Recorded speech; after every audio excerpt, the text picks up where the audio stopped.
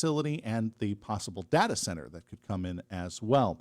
So joining us in studio today, and if you're watching on Facebook, we'll go left to right, Justin Capouellez. And Justin is with the Pennsylvania Association of Realtors. And we also have in studio with us Byron Stauffer from the Indiana County Office of Planning and Development. Gentlemen, good morning. It's good to have you here on Indiana in the Morning. How are you doing? Hey, good morning, Josh. All right. Good morning, Josh. So glad to have you both here. So, Justin, maybe you can tell us a little bit about this conference that's being put together. Sure. So the Indiana Regional Development Conference is taking place tomorrow. It is an all-day event. We are nearing capacity, so there is a registration form on indianadevelopmentconference.com. You could register to attend in person, or you could watch it virtually. The conference is going to be a series of 4 different panels, and of the 4 panels, we're going to give an update on the blockchain construction with the data center, talk about economic development opportunities centering around this project that the public may or may not be aware of. We'll talk about short and long-term housing solutions, and then at the end, we're going to wrap it up, discussing development, having a panel discussion about certain development projects with funders. So, Justin, we'll talk about this from the Association of Realtors' point of view on this. This could potentially be a big boon to housing development and other commercial development as well, all across Indiana County and maybe into some of the surrounding counties as well, right? This is a game changer for the community. I mean, it's a game changer regionally, and we see the reason why we're involved in this event is because of the hundreds of permanent jobs that are going to be a result after construction is finished. Mm-hmm. This is going to be a game changer for commercial development, for housing development. And, we just want to highlight the work that Byron and everyone behind the scenes has been doing to pull this off, and all the great work that they've been doing. This has been a long time coming, and the replacement for the former coal generating plant and bringing back jobs, bringing back families with sustaining income to the area. I mean, this could revitalize this county. I hesitate to say it, Byron. Could this be done in one fell swoop with this project? In terms of the discussion, no, this is just the beginning. Mm-hmm. This is a relatively long-term project, that'll happen very fast. So we're at the very beginning stages of the project, with the Homer City redevelopment demolition. They're currently in their permitting phases. Mm-hmm.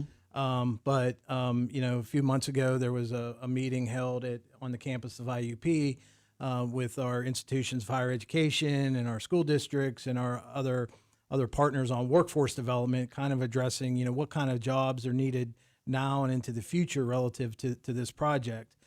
This particular conference, and again, want to thank Justin and the Realtors for their partnership, is to have a discussion about some of the development opportunities, both on the real estate side and in terms of business development as well. I keep thinking about that, the business development outside of the actual main facility itself. I mean, yeah, there's going to be the opportunity for people to work inside the proposed data centers, inside the natural gas-fired plant. But then you think about this, the secondary businesses, and I like to call them the third-ring businesses or the tertiary businesses, the businesses like the grocery stores, barbershops, restaurants. We could see a major impact there too. And that's one of the reasons why we're holding this event, is because there's going to be thousands of people coming to Indiana County during the construction phase. Mm-hmm. And that presents just a vital opportunity for local businesses to get involved. Would you say that this is a conference that's going to inform people on how they can get ready then for this influx of business? Well, the conference it's a start. We're holding a networking event to make the public aware of all the opportunities that are available. And there'll be opportunities to connect with the company that's building the block. Is it the block? Power block. The power block. Mm-hmm. All right, and as we heard, Byron, the attendance for this, it's just about sold out. Yeah, I think we planned for a little over 100, and we're nearing that number. But again, the primary focus of tomorrow is and one of the goals coming out of this is to introduce the Kiewit staff, the real estate team to the realtors, here in the region. Again, we are going to have an influx of what they refer to as craft or the trade workers coming into this community. So there will literally be thousands of people coming here to build this new power block, the pipeline.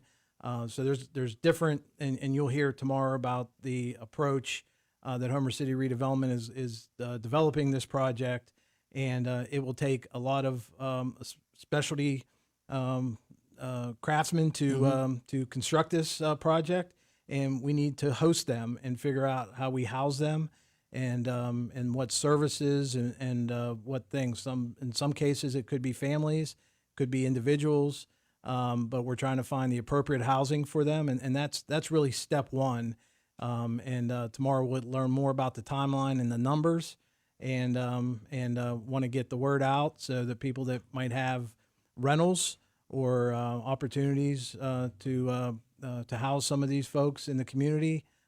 We want to make those connections so we can get these people housed. Tomorrow you also hear, and we want the business community to rally around this effort. We're going to be developing a welcome kit, a digital welcome kit for these people coming to town. Nice. And so it'll an opportunity for our local businesses to showcase their products or service in a direct fashion, so that it can be shared with the people that are coming into the community. Kind of a chance to sell Indiana County then. Correct. All right, that's actually a very good idea to put together. Yeah. That sort of. We're referring to it as our welcome kit. It'll be a digital. We'll share a QR code with businesses, so anybody can use it. Any business can use it. But again, the impetus for it is to we're going to have a lot of people that aren't familiar with not only Pennsylvania or southwestern Pennsylvania, but certainly not Indiana County.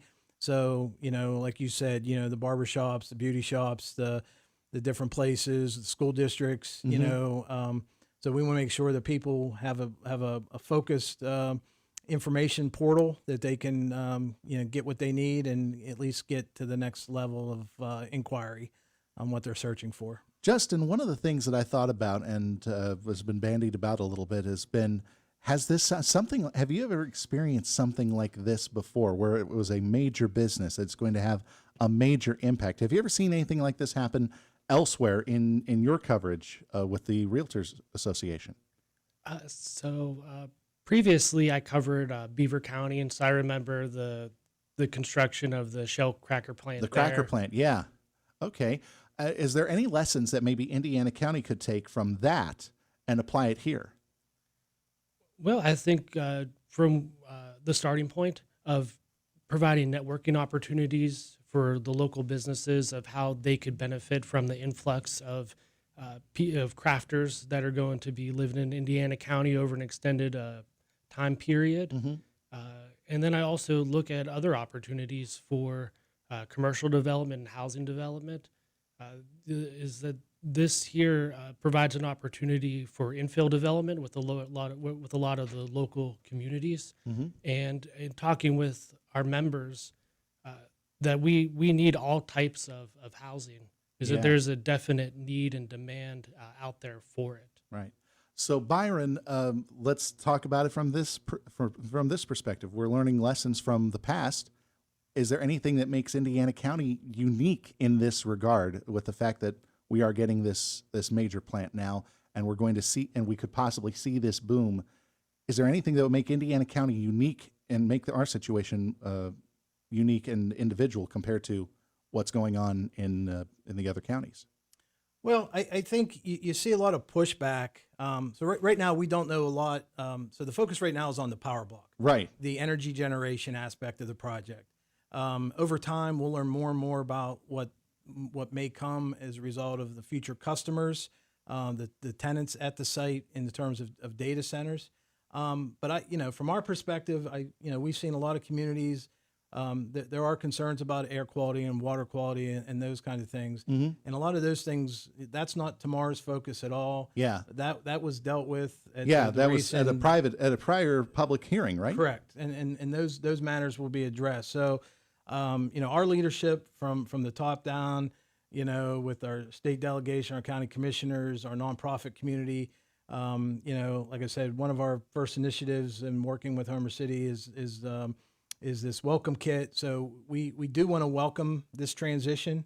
It is certainly an opportunity that's generational for I think everybody kind of was sad to see Homer City Generation Station go in terms of what it meant in terms of our legacy. Yeah. And we're appreciative of what those before us built that allows for this development, for tomorrow's economic success, and gave us a base, with the grid and with the location and everything. So this is unique because it's a redevelopment of a prior site.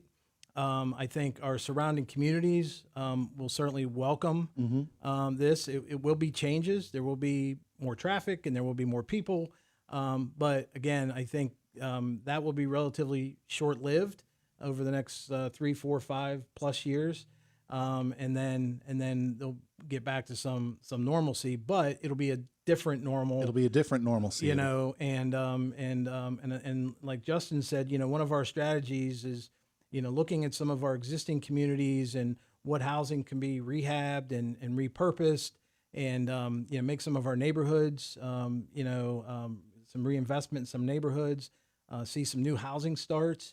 Again, if we're going to have increased tax base and population growth, we need to housing is a key component of that strategy. So again, this conference will be to bring the real estate community together with the change makers. And in addition to Homer City, we're also having, IUP at the conference. I saw Blairsville is going to be represented as well. Blairsville has a unique housing development in downtown Blairsville. The Blairsville, the BCDA, Community Development Authority. Also IRMC, another change maker here in the community who's continually making investments with our healthcare system. So we have not just a Homer City project, but we have IRMC, IUP, and then we have 4 or 5 major manufacturing expansions concurrently happening as well. Yeah. So we're seeing a holistic change in our in some economic development opportunities that we haven't seen previously. So we're kind of trying to manage all these at the same time. We're just about out of time, but I did want to get to the particulars. So the conference is being held where, Justin? At Chestnut Ridge. At Chestnut Ridge. People can still register? They can. And how can they do that? IndianaDevelopmentConference.com. And is there any cost?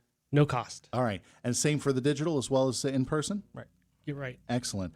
Justin, Byron, but thank you both very much. We are out of time, but we could talk about this for another half hour, I think. But thanks again for joining us here on Indiana in the Morning. Thank you, Josh. All the best, and I hope that the conference is a huge success. Justin Capouellez and Byron Stauffer joining us on Indiana in the Morning. Our interview presented by Marcus & Mack, voted best law firm, best personal injury lawyer 3 years in a row, best of Indiana County contest. Visit them online, marcusandmack.com. Let's get to the Sports Minute. This is Boomer Esiason with Sports Minute. Hey, Saints rookie quarterback Tyler Shuck notched his first NFL win, earning my first game ball. Jonathan Taylor and Nico Collins added to their game ball collection, as did Jason Myers, now the most prolific kicker in Seahawks history. Dolphins linebacker Jordan Brooks and Rams safety Quentin Lake stood out on defense, while good old Mike McDaniel unexpectedly garnered top coaching honors this week. I'm Boomer Esiason.